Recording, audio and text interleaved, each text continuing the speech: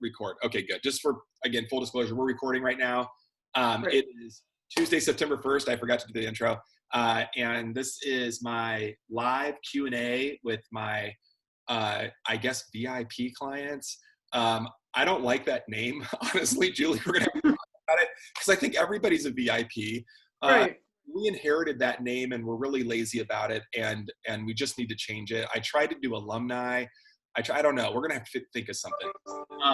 But I was gonna share, and then I want to hear what you had for lunch. So the reason I'm usually a few minutes late for all of my noon calls is because at noon, and let me back up just a minute. Probably like everybody on the planet, my schedule is literally minute to minute to minute. You know, I mean, there's very little room for variation, and God forbid something goes 5 minutes, you know, wrong in the morning, it's going to cascade all day, you know. Right. And when I used to, I now really only connect with clients like live and in person, usually in the morning, and I'm usually done by about 1 or 2 o'clock overall. And but man, when I used to see patients live and in person, you know, up to 5 or, you know, I'd have people scheduled at 5, 6 o'clock after work, and I felt so bad for them after a while, because by that time of the day, you know, it'd be 5 minutes here, 3 minutes here, 10 minutes here, 2 minutes here. My 5 o'clock appointment's going to be seen at like 6:30, you know? So I started having my staff call ahead and just be like, hey, and then we got our patients used to like, how far back is it? And I felt so bad. I mean, I was one of those, because as you know, I don't cut anything short. Like, I got to see it through. We got to talk through it. I'm not going to cut, you know, you off or Johnny off or Jimmy off, or, you know, like, we'll just keep going until we're done. And clinic appointments, you know, are at anything a best guess of how much time we need to discuss. But anyway, at noon, I have an alarm that goes off and reminds me I have to hydrate. And I think it's funny because I mean, as you know, hydration is such a massively big thing that we, you know, encourage. And I was going to say push, but, you know, genuinely have energy behind all of us. And I mean, so it's like the number one priority. Very, very, and you know this from just our experience together. Mm-hmm. Client comes in, we're like, we're going to have you start hydrating right away, and I think it makes a massive difference across the board. And even with all of that, I'd forget to drink water without my phone giving me that, and it's almost embarrassing, you know. Anyway. So that's why I'm always a few minutes late, because I come in here at like 11:58, 11:59. And then I'm like, I'm on time today. And then the next thing I know, my alarm's going off. I'm like, oh my gosh, I'll be right back. I gotta go grab. I like it.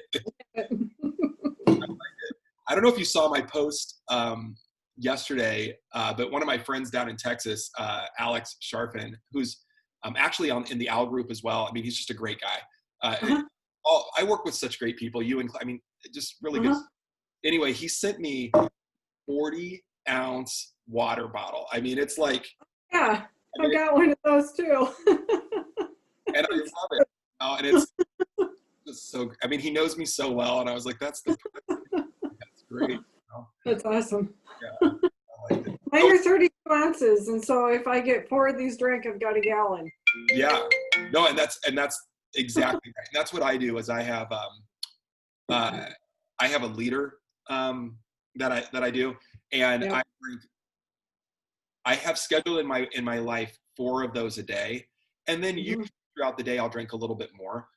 So I know I'm hitting my marks. I experimented yesterday with, I'm so unprepared for this. I got a sample of a product, and I'm not endorsing it, just for full disclosure. I'm not endorsing it. Right. Called Light, Lyte, and I think it's short for electrolytes, but it's like, you know, you dump it in your water, like it's, you know, and it's a syrup, or it's liquid. I've heard of it. There's no sugar in it. There's, and I don't have all the ingredients out in front of me, but basically it was, sea minerals, whatever that means, so sea salts, basically. They added some potassium and some, chloride, and, you know, whatever it was from natural sources, and they listed it all out. And I don't know what I was expecting. The package is bright yellow, and I think maybe even has sunshine on it. And I believe, and I wish I had in front of me, there's a lemon on it, right? So I'm thinking, I had my water. It said 32 ounces, and they said some people enjoy the flavor, so you can drink it with less if you like a more concentrated flavor. So I had taken a little bit of my liter, so it's not quite a full liter. I'm like, I'll try it. So I dump it right in there. And the purpose of the product, Lyte, Lyte, is supposedly, and of course I got to try this out. Supposedly, it's been clinically studied to move fluid, water, into the inside of the cell, to the intracellular space. So of course, that's what I want to try out.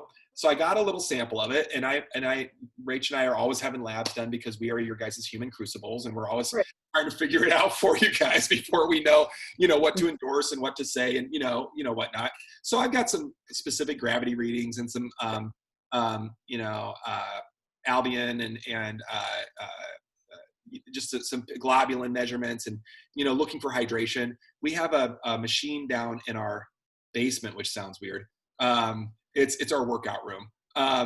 It's the unfinished space. But nonetheless, we have a machine down there called a bioelectrical impedance analysis device, or a BIA device, where we can actually measure fluids and in different compartments in the body. So that's cool. We can look at not only, body fat versus lean body mass, but we can look at the fluid, and then is that fluid inside the cell or outside the cell? Pretty cool stuff. But anyway, that's left over from the clinic days when we had a brick and mortar. We don't do that obviously now, so it just kind of sits and collects dust. But nonetheless, so I'm thinking hydration. I dump it right in. I didn't even think about it, and I did what you just did right there. I picked up that glass, and actually, if you know what I mean, where I say drink it like you mean it, right? Right. Yeah, I chugged it. I didn't think about it, and in my head the entire time, because of the yellow package and the sunlight and the little lemon, I'm expecting lemonade, right? In my head, this is like a lemon juice concentrate with some sea salt in it. That's what I'm thinking I'm drinking, right? So like bitter lemonade, that's my expectation. I gulp it down, and midway through, I'm trying to figure out the taste. By the time I'm done, I realize it's a horrible taste. I mean, it's horrible. And horrible on a level like I don't think most people could tolerate it. It tasted, I told Rachel, like a combination of moldy, sweaty feet, along with some bad laundry or something. Like it was a weird and bad taste. And of course, it's full of. I realize now when I relooked at the package, because I'm like, wasn't there lemons in here? There's mentioned. It was just a picture, And they added a ton. It's basically minerals, and so it was like a mineral drink. I'm still going to do it, but I'm going to add it to something to just try to mask that. But I'll post it on the hydration. But anyway, that my alarm went off. I'm sorry, I was a little behind. How's your? How's what? How was your lunch? It was good. It was patty pan squash, zucchini, butcher box, beef, and some carrots. Nice. Some coconut aminos. So it was a good lunch. Yeah, it was good. Great. Yeah. So do you do butcher box? Yeah, I do. I just posted about that this morning, asking for feedback. Really? I think that's great. So you like it? Yeah, I do. Yeah, and they're grass fed. Yeah. I mean, I compared it to a lot of others, but they seem okay price wise. Yeah. I mean, find the meat at the grocery store that I want, and they have bison meat too if I get a special package, but they don't have that all the time. It's only at a special time. But I have a lot of chicken right now, though. I haven't used it up, but it's good. Yeah, I want to say almost exclusively, but I think mostly is a better word here. Historically, for quite a while, we have mostly only purchased either meats from farmers that we knew, or from the grass fed. You know what I mean? So we're used to paying a premium, for meat anyway, for food anyway. I mean, it's part of our budget because we know how important it is. So I drive a 2007 Toyota, but we eat like kings. You know what I mean? So I mean, it's priorities, right? But nonetheless, I was looking at the price pointing on Butcher Block, and it looks to be really comparable to, you know, like locally we have Hy-Vee. It looks really comparable to that. And again, I for convenience purposes, I mean, how great is that to just get fresh, just get it delivered, you know? Right, right. Especially since my grocery store doesn't carry, I can't find the grass-fed beef. I'm not looking real hard for it, but it's Fairway, so I don't know what else they have. Yeah. They did have bison meat once, but then it was gone again. So it's like, okay, it's only once in a while that I can get that there. So. And so does your meat come monthly or weekly, or how does that come? It's monthly. Okay. And it comes in a box that has dry ice in it, which this summer is melted before. Say that one more time, this summer. So this summer, the dry ice was melted before it got to my house, but it really only takes about 3 days for them to get it to me. So it's still frozen when it comes. Nice. So I just take it out of the box and throw it in my freezer, and then I get my salmon that way. So I really like their salmon. That's awesome. Yeah. You know what's interesting about salmon? We were at Hy-Vee the other day. Again, I'm not trying to promote that. We live in the country, and it's a 20-minute drive to the closest grocery store, and it's Hy-Vee. Right. Right. And they have a decent organic section, and I mean, we know the manager there. And, yes, you know, they do. Yeah. And so we were over there talking to I don't know who she is, but I call her the fish lady. I feel really bad, but I was talking to the fish lady, who's just wonderful. I can't remember if she's Australian or from New Zealand, but you know, she knows her fish, and she's very, you know, picky, and she knows I'm picky. And so I went there the other day to get some salmon, and it had a tag on it. And I thought this was interesting, almost like a grocery tag, like a clothing tag when you buy new clothes, like a little plastic thing coming off with it, like a price tag, but it wasn't a price tag. And it had one of those, what are they called? God, I feel old when I do this. A QR code, is that what it's called? Yeah. Yeah. A scanning code, whatever that is, right? Yeah. And anyway, so I could take my phone and just hold the picture up, and then it scanned and it showed me the history of that fish. And it was like, it was caught here in these methods, then it went here, you know. They even had like testing, like not on, I don't know if it's that fish or in that catch, but you know, like they did testing for this, that, and the other thing, and that it was I was like, holy cow. I was so impressed. I mean, I thought it was so cool. Of course, the skeptic in my head was, I don't know if that's real. You know, I mean, it looks really neat on my phone, and, you know, I want to believe it's true, and it's probably true. But, you know, at the same time, I didn't know for sure. Yeah, you know, what to believe there. Hey, Yvonne, thanks for joining us. Sorry, I'm a little late. No, hey, I won't go through the whole thing again, but I was a little late because I was getting water. And anyway. I'm having lunch, Yvonne, so it's all good. Yeah. So, yeah, I was just saying that I went to Hy-Vee the other day and I got some salmon, and they had a tag on it, and I could see the whole history of the fish. Supposedly, right? You know, from where it was caught, how it was caught, the way that they're ethical fishing, you know, they're complying by, you know, these standards, and that you know, here was the mercury, you know, low. I was genuinely impressed. And of course I was like, man, I can see people paying off governmental agents to get around that, or making like loophole, you know, of course, right? I mean, because 2020, you know. So. Yeah, we've developed a little more pessimistic thought patterns, I'm afraid. Yeah, it is too bad. It is too bad. So was it Atlantic cod, or what was the detail? Yeah, so it had a good report. Yeah, I should have taken a snapshot of it. I'll go buy some more down there, but yeah, it was Atlantic cod, and yeah, like I said, it really looked like a clean fish. And I think so then was it wild caught or farm raised? It was wild. Yeah, so it was like a fishery or a fishing like, you know, it was a brand, like it was a brand, if you will. Yeah. Which I think is interesting. I mean, you know, I like the idea of knowing more about my food, of course. And we were just talking before you jumped on about Butcher Block. Do you know about these guys? The box thing that you can order. Butcher Box. Sorry. Yeah. I've heard about it, but I've never used it. Yeah. Julie's using it, and she's talking me into it. You know. Is it good? It's a really good deal. Yeah, it all comes. It's still frozen when it arrives to your house, and it's wild caught It's not, and it's open range, grass-fed beef, chicken. They have bison once in a while. Uh-huh. And you can buy it individually, or you can get a package for a certain amount of money, and you just pay them every month and bring it right to your house. Yeah, and I live. I'm not close to a Hy-Vee or anything like that. We have here Hy-Vee we have Fairway and we have Walmart. So, Okay. and I don't really find much organic meat at either place. So I just decided to go with Butcher Box. Where are you out in the country? I'm in Independence. Oh, okay, sure. I know Independence. Yeah. So it's a drive to Cedar Rapids to get to like Sure. New Pioneer Co-op and all that stuff. Right. What about Waterloo? Is that closer for you to go up Yeah, there? it is. But again, there's no New Pioneer Co-op. There's the Nutra natural store and that kind of stuff. So Yeah.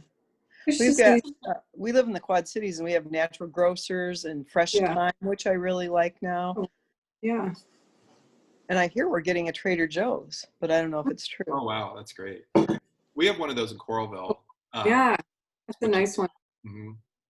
I wish we had an all, and just like looking at company wise too, like Aldi, like, cause they're like, Oh, true. I do buy the veggies there. parent company, but man, Aldi has taken a pretty firm position on getting clean food in there at affordable prices. Yes. And yes.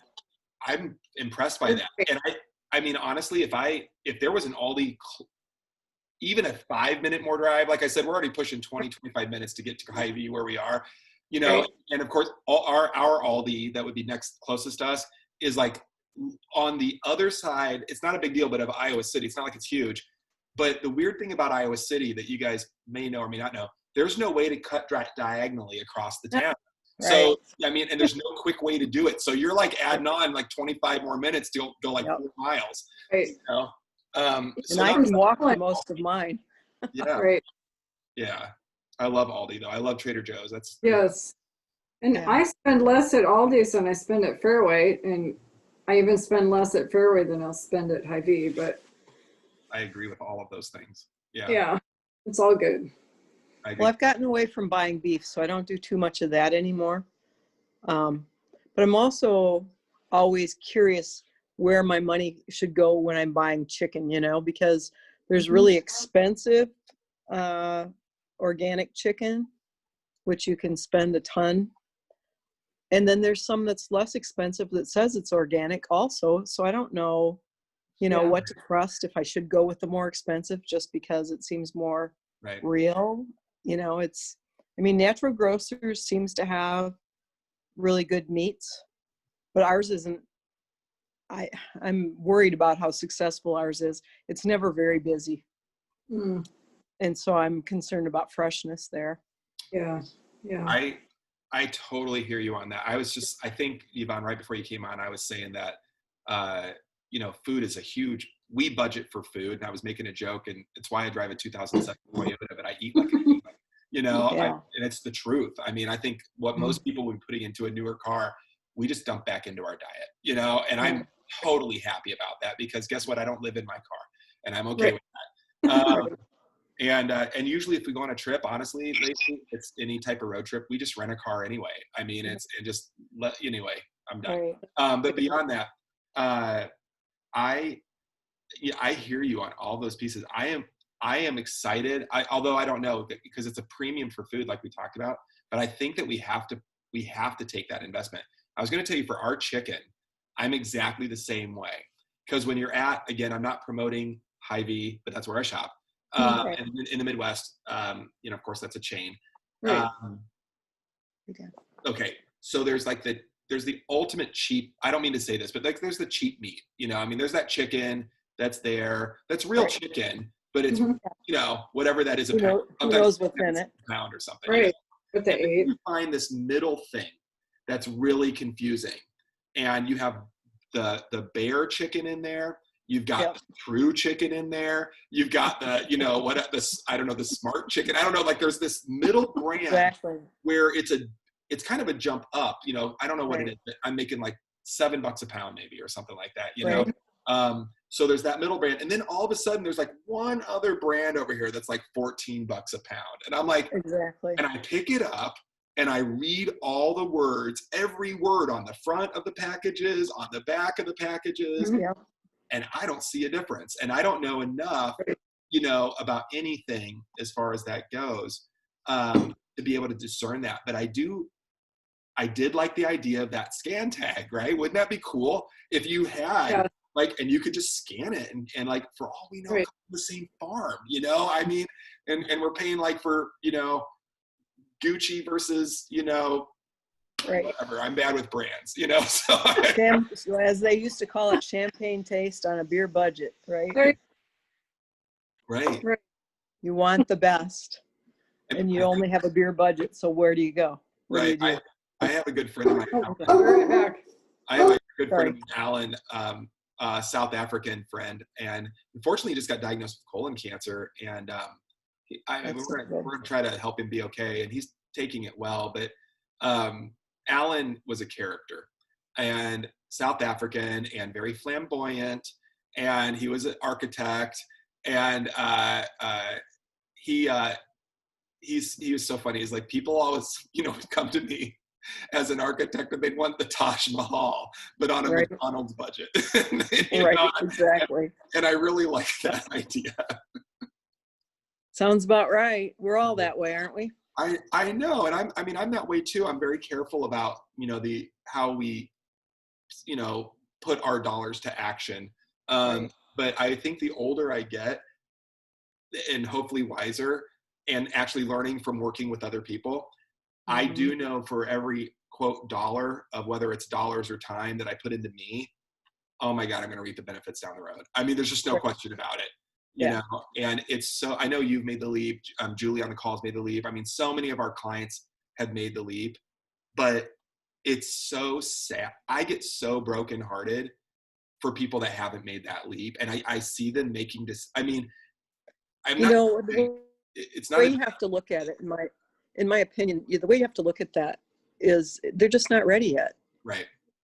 They're just not ready. They're not at that place. It took me how many decades to be ready? And it was all about, I'll do it later. Yeah. When I was working 50, 60 hours a week, I felt fine, but I was exhausted because I was working so hard all the time. Right. But that wasn't my focus. I was never my focus. Right. And, when you get to that point, when you kind of start to hit rock bottom, it shouldn't wait till that long, obviously. But when you get to that point, you have to do something. Right. And then you're doubtful about which direction to go because there's so many options. And it's so hard too, I think, to navigate these days. Honestly, I mean, I think we have a lot of information that's out there, a lot of people that are out there. I mean, we have the world's resources on our phones. I mean, it's insane when we really think about the power we carry around with us. And yet I think even for those people that do want to make the leap, it's so confusing on what to do because, there's just so much out there. And, I do like, I mean, God knows there's a lot of great programs out there, but I do like the Epic 5 and where we're taking it, which is really focusing on just 5 pillars, hydration, diet, movement, stress management, and sleep-wake patterns. I mean, it's not rocket science. It's not really anything other than just like kind of common sense. I have a joke about that I'll come back to, but at the same time, it's interesting that, we humans need to be reminded of that, and which brings me back to my joke. Because it doesn't have to be hard, right? I mean, we all want to make it complex. This is what I told somebody at a party the other day, or a gathering that we were at. And I was talking about functional medicine, and they're like, what's that like? And I go, sometimes I feel like I'm putting together all of the ologies and specialties and really doing medical detective work and connecting pathways and solving medical mysteries that, thank God we have the science to solve, and really helping people. And other days I'm reminding people to drink water. And it's, and it's like, he was like, that's weird. And I'm like, I know. But, the interesting part about that is it's all foreign language to us when we start. For you, it's boring as heck because you repeat it over and over and over, and you're probably sick of listening to yourself. It's no different than when I was a school photographer every day. Have a seat right there. Turn your head this way. Turn your body that way. Right. You know, people don't understand what you're even saying when you say turn your head. Right. I like it with the photographers. They're like, this is me every time. So I'm sitting and they're like, can you tilt your head a little to the left? And I'm like, okay. And they're like, chin up a little bit. And I'm like, and then now smile. And you're like, you know, and like, yeah, exactly. Pose. But anyway, I get it. That's why I did a lot of hand posing. Right. It was faster. Right. My kids just have been fascinated with my high school graduation photos. I mean, and I think everybody's graduation photos that had them done they're kind of funny when you look back at them, right? Yeah. And it's kind of a weird coming of age thing that's just been created, right? But I mean, at the same time, I like that look back at that frame, that time in my life to go down memory lane, and it's funny to share with the kids too. Oh yeah, for sure. You know. In fact, you know, now I dig out my kids' yearbooks because I like to share with my grandkids because they're like, wow, that was my dad. Are you serious? That's great. That's great. I actually lost all of my high school yearbooky stuff in not the flood, but in a basement flood at an apartment that I was renting when I was just kind of moving around in college and at one of the space down there. So I lost all that, and I think I can order that. I think I can get that stuff replaced now online, which I'm pretty excited about. Yeah, I think, is it classmates.com or something like that you can order it from. Yeah. So I'm excited about that. I'd like to get those for the kids. But then I lost all the friends and their writings and you know what I mean? Like all that. I know. I lost all that too in my flood. Same here. Yeah. Just frustrating. Do you guys have There she is. Do you guys have a Whole Foods in the Quad Cities? Nope, that's the one we don't have. Yeah. I've got everything else. It's crazy. Just listening to you talk, I realize how lucky I have it. I have a Hy-Vee 2 miles one direction and a Hy-Vee 2 miles the other direction, 2 of them. Yeah. And one is less expensive than the other. That's weird. Right. And halfway there's a Fairway, and then just beyond that is my, natural grocers, and Fresh Time is 5 miles away. So, it's crazy. That's awesome. And and Aldi's is right there too. So I won't name the name. I'm going to be vague here on purpose, just because I don't want to point fingers. But we live in a housing community. What do you call that? Association. Are you on the north side of Solon or the? Yeah. So we're on the west. So if you go, if you're in downtown Solon and go west toward the lake, there's one of those turnoffs to the access. Gotcha. Yeah, and we live literally like a block from that access point. So, and it's just wonderful. I love it. I like no complaints about being out here at all, except that nothing's convenient, right? Exactly. That said, I won't name the name of the grocery. There is a grocery store between here and Hy-Vee. Right. And it is circa 1970. Yeah. Oh, I've been in there. It's crazy. And it's it's crazy is the right word, right? When we first moved here, I'll run down there and grab fill in the blank, broccoli. I can't think of even what the name of the place is. Right? But okay. So honestly, like all the there's nothing. I have never picked anything up there that's fresh. I mean, like it's like way expired. And then the meat that's there, at least it has a date on it. But when I pick it up, I have never yet to this moment. And again, I really don't shop there. But once in a while when I'm in there grabbing something, I'll just take a peek. Every single time the date on the meat is 1 day behind whatever the day is. So today's the 1st, it expired on the 31st. Do they just buy like the meat that Hy-Vee's throwing out? Or I don't know where the food comes from even, It's so strange. Walking into that store is like going back 40 years to a little small town.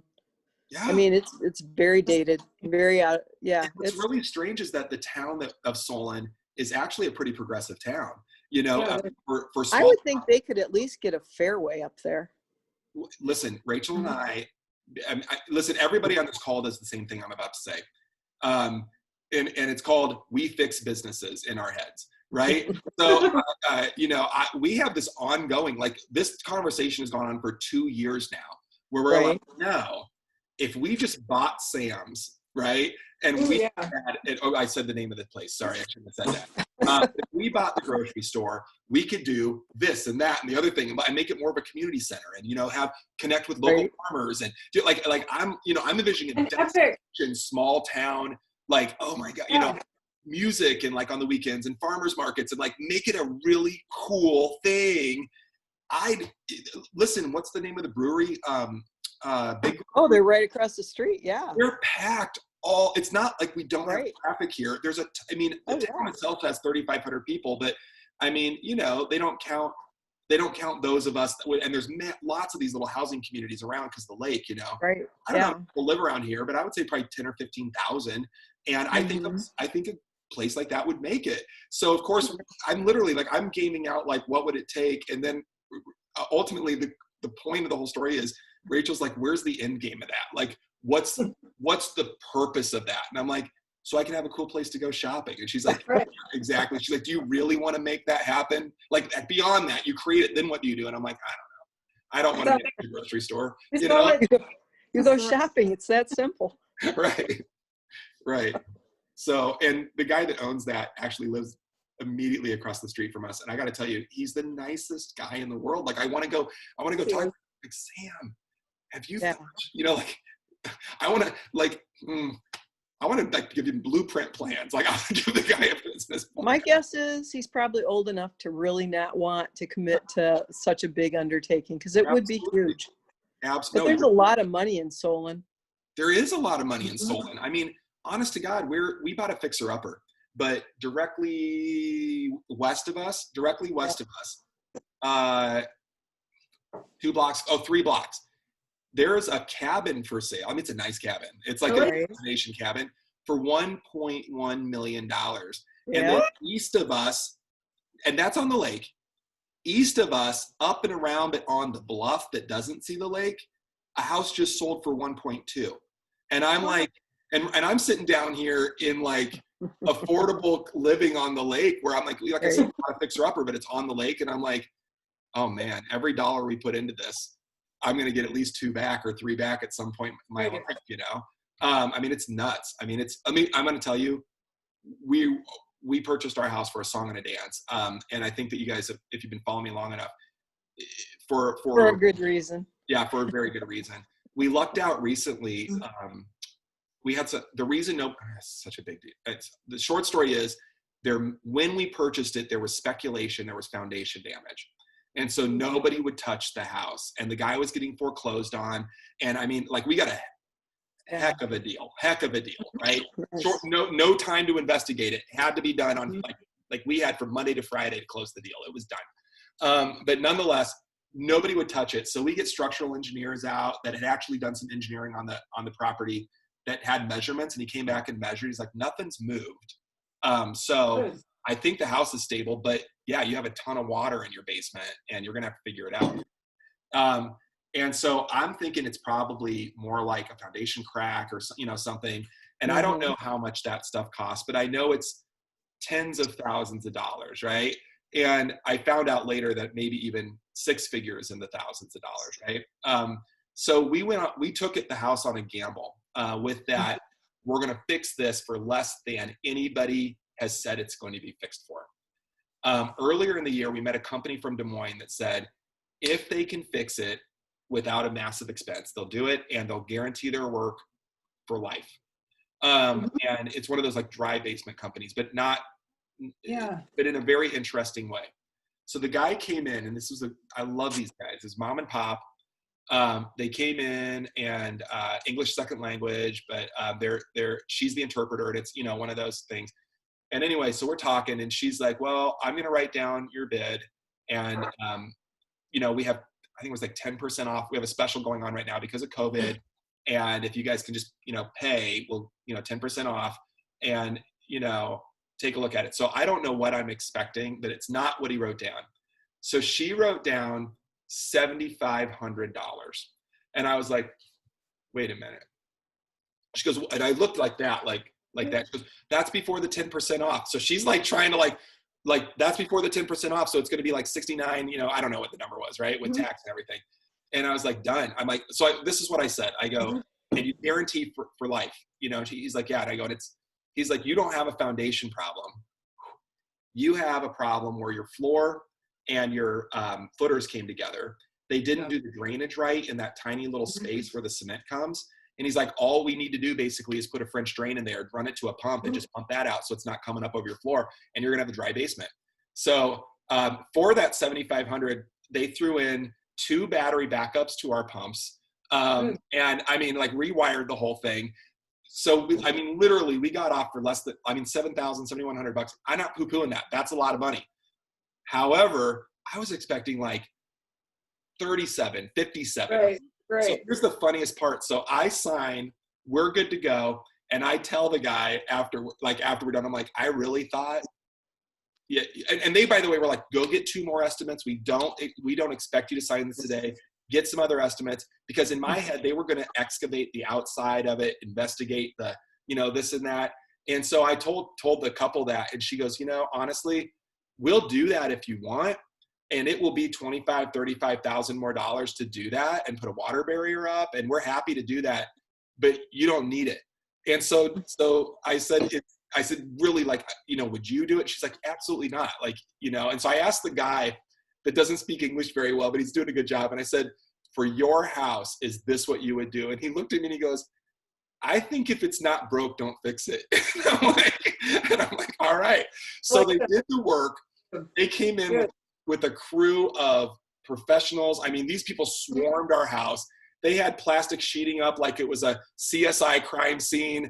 They jackhammered our floor out, put a new French drain in, put the floor. They were out in about 8 hours, and totally been dry since, even with all the massive storms and everything. And so of course I'm bragging around the neighborhood because everybody wants to know, like, what happened to that foundation? Did you guys, we're the young couple in the neighborhood, by the way, which is kind of funny. But did you guys, how'd you guys come out? And I'm like, $7,100. And they're like, no way. Because a lot of our neighbors looked at this house because the property location is stellar. But no, they kept getting quotes in the many, many tens of thousands, maybe pushing 100,000 on this repair. And I'm like, we did well. So, once again, the God shined on us, perhaps. Right. Well, I hope during the next rainstorm, you feel really good about getting your basement fixed and it works really well for you. I do. It's been months now. We got it done months ago. We've had massive rainstorms. And it's been like so dry that there's dust like on the it's terrible right now. Which I love, I'm like, I'm so like, this is when I knew I was a grown-up, guys. I walk down still, it's been a couple of months now.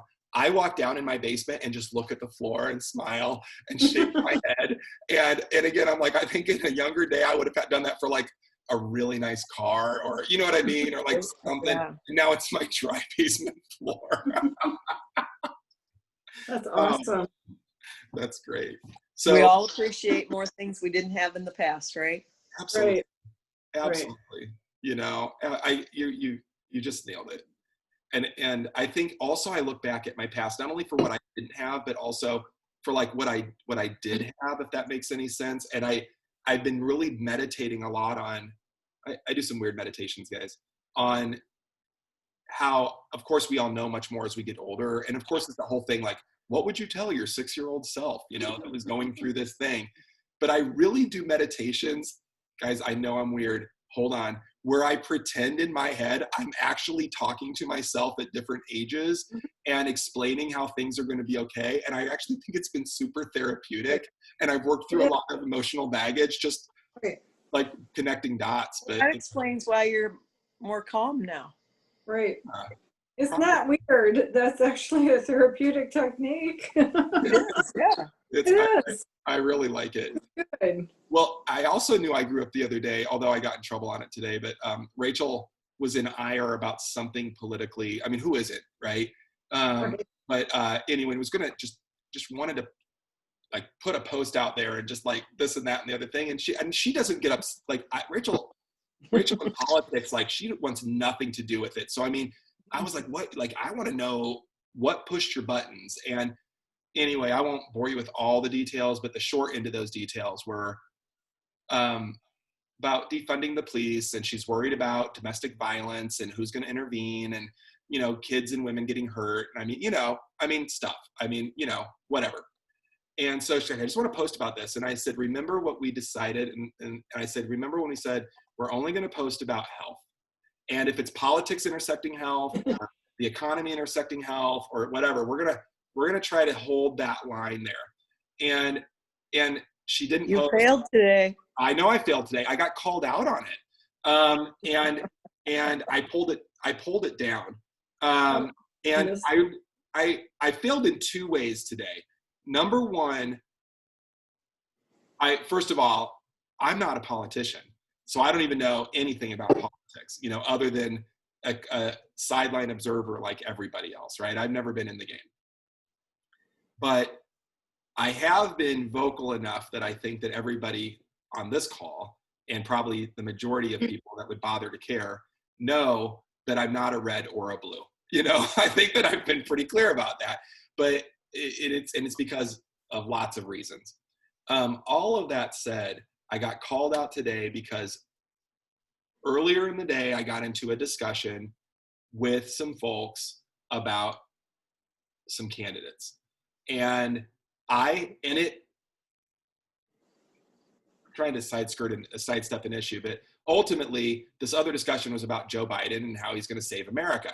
And I basically was not saying anything other than I'm not sure he's a good choice for Black Americans.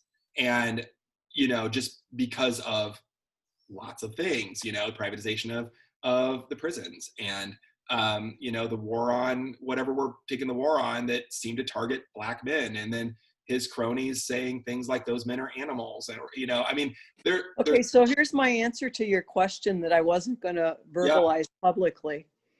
With all the people who have been destroyed by one statement that they've made, and I don't care if you're talking about politicians or entertainers, just think about it. There's been a massive number of people who've been destroyed by one statement. Yeah. And if you go back and look at some of the statements he's made in the last 30 or 40 years, there is no way people would want him in office, but they're not paying attention to any of those things. Right. Well, and the past only matters if it's certain people. Yeah, it's just really interesting, right? But the hardest part of it is there are no really good candidates because nobody in their right mind wants to do that anymore. Right. I agree. So there's my opinion, Julie, whether you're interested or not. Well, no, I love, it's the same opinion I have, right? And so at any rate, this whole Black Americans discussion, hard. It's a hard one, right? Especially from a white male. And so what happened was in that other discussion, they basically said, oh, well, basically you're a privileged white male and you can just be like, I'm going to opt out of voting for either candidate because I have the white privilege to do so. And I'm still trying to figure that out, I'll be honest with you, but okay, I can accept that, but I don't know. So I posted that on my Facebook page as a genuine curiosity of, is Joe Biden the best president for Black America? Right? And right. I don't know if you had time to read the comments before it got pulled down, but it was great because I have some Black friends and whatever, and one of my friends, Letitia, somebody had posted like absolutely, and she did like one of those gifs with the rolling eyes and whatever, and then she said it'd be interesting to hear from some actual Black people on this, and I thought it was exactly, and I thought it was, right. And like I said, I mean, I don't know, like it's hard as a white male to know, like if it's like that guy's racist and that guy's racist and that guy's racist, and I'm like, I see it too. But is it politicking or is it real? Like has Joe Biden's choices, I'm not being political, but the question is, have those choices affected your life in that way? I'm the wrong color to have those policies affect me. I mean, stop and search and for your question, yes. Yeah, right? For sure. But I mean, overall, whatever he does or whatever Trump does are eventually going to affect us all. Absolutely. Well, no, and that was the whole, so, the thrust of the whole arguments are always, it's your duty as an American, ultimately, to vote for the lesser of two evils, because you can't have the other evil guy in, and it's hard for me with that, because I get it. Like, I'm not saying with the way we all vote, I agree. It will be a red or a blue in office until we all stop voting red and blue. So the fear is, I'm not going to throw my vote away to a third party, and I'm just going to put it with the lesser of two evils, which ultimately keeps us self-perpetuating the power of those two parties over all of us. I mean, it's very hard for me. What's your thought on it, Julie? Yeah, Julie.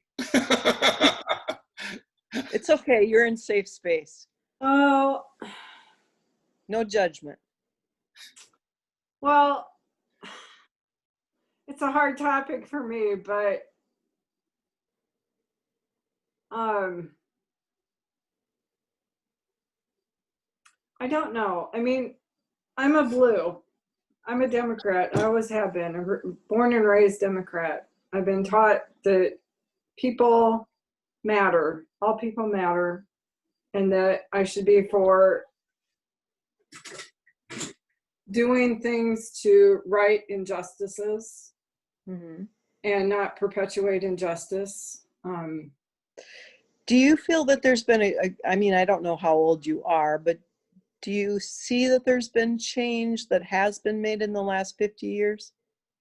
I'm 56 years old, so I'm the last of the baby boomers. I think there's some change, but I am not Black. I'm not living in their world.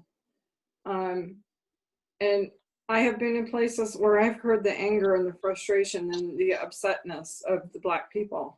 I worked at Mercy Hospital in Des Moines, right in the downtown metro area. So every time there was a shooting, a death, something that enraged them, the anger would go to the front. And, we probably haven't been, I won't say we, I probably have not been as sensitive myself. And I've tried over the years to be more sensitive because I don't understand what it's like to be in their shoes. I mean, I don't know what it's like to walk down a street and be afraid that if I look the wrong way or if I look wrong at somebody, I'm going to be arrested or I'm going to be suspected of something.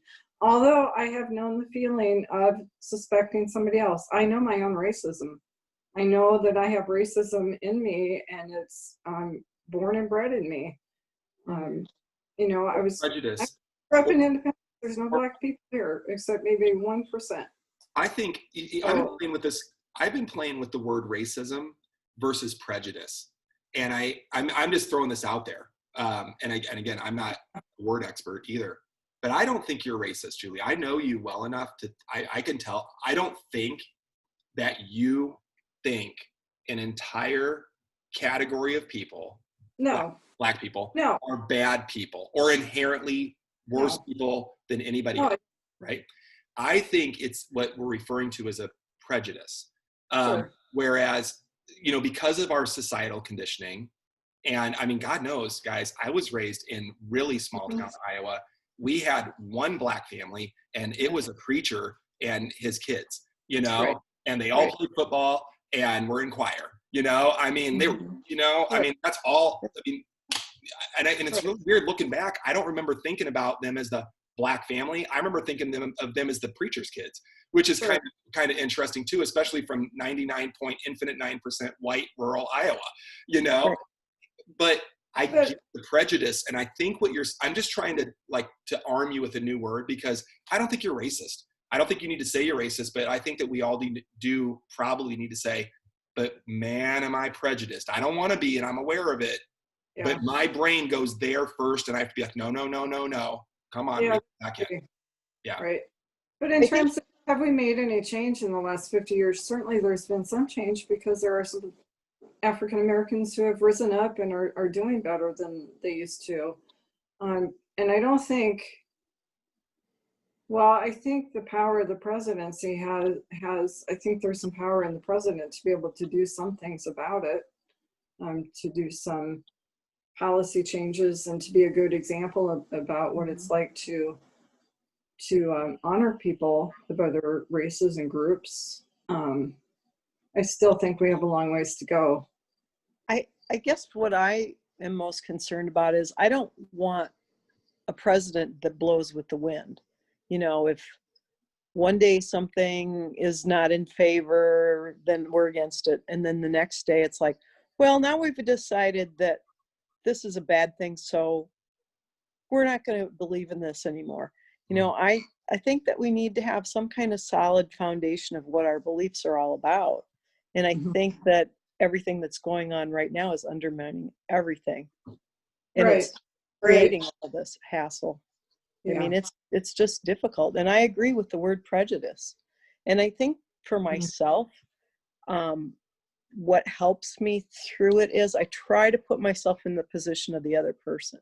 And I try to see why they might potentially be feeling so irate and so frustrated. Because I haven't lived their life, so I don't know what it's all about. Which is really where that political post that I made finally came from, was I can't know. I mean, I was called out for not being able to understand because I'm white, and basically implied but that's not fair. That's not a fair statement. That if I don't vote for Biden, it's a vote against Black people. This is really what was said, you know? And I'm like, I don't know that that's true. I mean, like, I have like problems with the whole debate anyway. So let me ask the public and see what they say. And I already know, here's the other thing. I already know the opinion of my Black friends because I know they're not going to vote for Biden, you know, because of the reasons that we all can go back and quote for. So it's one of those things where I'm like, okay, but then here's the problem with cancel culture. Here's the problem. Maybe he's reformed. Maybe he's had a change in position. You know, I mean, there's like all that. I mean, you might have 30 years of evidence that you've said that one thing and then be like, but I get it now, American people. You know, and I don't know. And so then you're just left in that swirl of like, what do you do? You know, like, what do you do? And it's just so hard. I want to say that we've come along. I want to believe it. And just for full disclosure, back when, just to date me a little bit and just to let you know my roots, my mother has been a staunch Democrat, and I mean like Jimmy Carter Democrat, right? I mean from forever. My dad, a strong Reagan Republican, forever. They somehow got along great, you know, and you know, whatever that means. And I think inherently are both very good people, and quite frankly, probably didn't even they probably just like the people over the politics, you know. But nonetheless, I think that's probably true. You know, I remember back when Kennedy became president, and everybody loved him because he had JFK charisma. I mean, he just had charisma. Right, exactly. And yeah, I could go on. I was going to make a joke about Tricky Dick, but I'm going to be. Let's not go to him. Yeah, I'm just going to leave it alone. But okay, I'm done there. But then in college, I marched my boots on the streets. I marched and yelled, "No blood for oil, no blood for oil," right? Where we had at our university such an uprising with this and such a clash that we had the National Guard and the state police come in, and like, because of course with that march, there were march protesters, right? And the very similar, but for a different reason, but very similar to the groups today, right?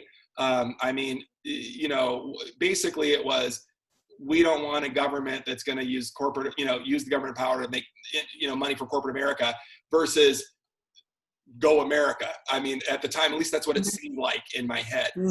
And I remember walking and talking to one of the guys next to me, and Julie, please understand that I'm just saying this out loud. Like, I don't have the answer, and this isn't like my thoughts or anything, but I remember thinking, or saying out loud to this guy, I don't know, some guy marching next to me. And I said, could you imagine if in the future we found out that the Democrats were the bad guys and the Republicans were the good guys? And we were like, oh my God, what kind of future is that? And then I'm like, 2020, you know, it's like the weird, and God knows I'm not saying that, please understand, I am not saying that Trump is the face of the Republican Party or the face of America. That's not what I'm trying with that. I just think it's funny that some, I don't know, 25, God, I'd have to do 30 years ago. I have to do math. I'm getting old. But some decades ago, I'm marching and saying those words out loud, and I'm thinking it's ridiculous to think that, and I'm like, who are the good guys? I'm not saying it's the Republicans, but I'm like, wait a minute, who are the good guys? I think it's really interesting because, you watch all these young people and they're all on board with these ideas because they get so caught up in them. But I don't know how far deeply they've delved into what really they're protesting about, or what their real understanding is of the history of things.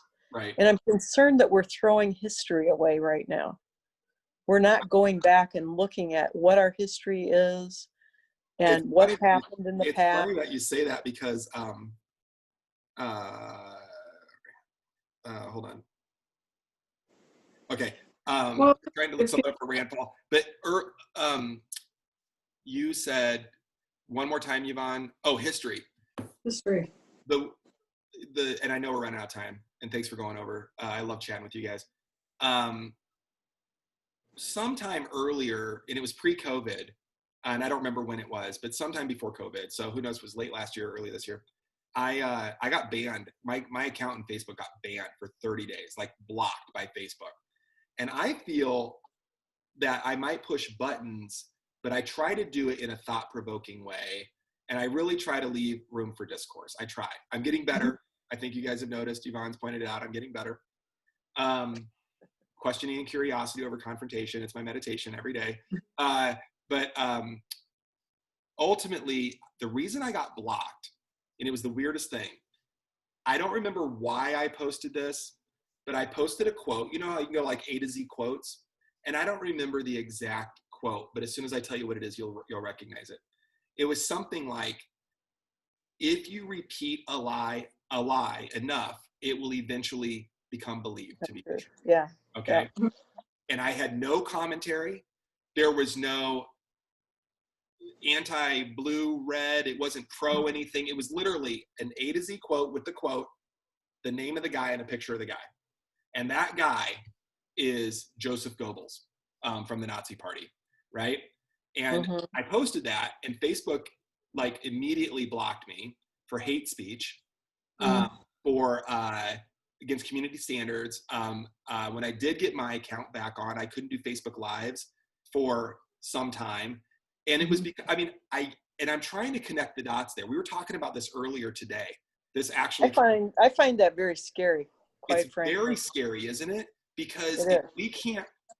Yes, that was an evil man that said that quote, but can't we be reminded? Like, there's a lot. Put it in whatever context you want. I think no matter what he said or did in his time, the frightening part is that somebody in our country is now taking control of your freedom of speech. Right. That scares me. It's very scary. And the fact that, let's be honest, I've pushed other buttons in other ways and not been banned. But that one post got me blocked for 30 days and 60 days for Facebook Lives. Right. And I was like, holy cow. Like, I can't remember. Oh gosh, who's the philosopher? But he said, if you want to know who your overlords are, figure out who you can't speak up against, right? Is that Voltaire? Right. I think. Yeah. Something like that. We're just full of quotes today. But it was weird. And I was like, wow, who exactly doesn't like, whose agenda is that to call that unpostable? Like, it's a quote. It's just a quote. Like, and it wasn't like a rah Nazi party or like. And it's not like it wasn't true, but some of the things that worry me are, the young people, for example, the people who attacked Rand Paul. Right. Who was the girl from where he lives that Breonna Taylor. Shot by the police? Yeah, Breonna Taylor. Breonna Taylor, right? Yeah, and little did they know, these people who are attacking him, he's the one that tried to start the bill against the Breonna Taylor law. Yeah, that's what I was just pulling up. Yeah, this is exactly my frustration. Isn't it nice that we can have this discussion without? It's very hard to have those discussions online on a Facebook page. If you can actually talk to people, because I like to listen to what Julie has to say in her opinion, and I like to listen to what you have to say, but we can't interact the same way because sometimes the things that we write are not taken or perceived to be what we really mean. Right. As in when we're speaking this way, we can openly say what we think and then leave it open for discussion. Well, I think that Julie too, Julie, I loved your description of your politics. By the way, I love it. But it was interesting because when I was hearing that, it's interesting. And again, it's just an observation. And you were like, I'm a Democrat because, right? And I heard the list, and it's a good list, right? But what I really heard was, I'm a humanist because, because I think there's going to be some whack jobs out there that would hear something that you said on that list, like, I believe in people and service and all, and be like, I don't believe in people and I hate service. And, I think there's going to be some whack jobs on both ends of all things, but I think most people are pretty central. And I think most of us agree more than we disagree. Yes. And I get worried about absolutely the gag, like you said, like the gag order or putting everybody in a box. Rand Paul must be a bad guy and against, or for the police and all this stuff because he's white and in Congress and he's Rand Paul and a Republican, right? And then he's not a Republican. I'll be right back. Oh, he was at one point. He's not anymore. Interesting. What is he now? What's the third most popular party? Party? Yeah. Tea Party. Interesting. Not Tea Party. Not the Libertarians? Libertarian. He's a Libertarian. His dad was a Libertarian, and then he was always a Republican, so he must have switched up a little bit. But it's interesting nonetheless to make all the assumptions about him, kind of like in the political discussion that I was on Facebook, which I hate because of text and everything, where basically calling me out as a racist person because I'm considering not voting for Biden, kind of the same thing. I must be a bad guy because I'm white and male and privileged and Rand Paul. And then he's the guy that literally introduced the legislation to end the insanity, Right. Yeah. I got to run. Okay, I do too, Julie. I love having you guys on. We'll try to keep the politics off next time. I'm sorry about that. That's my fault. Love you guys. We'll talk to you later. Okay.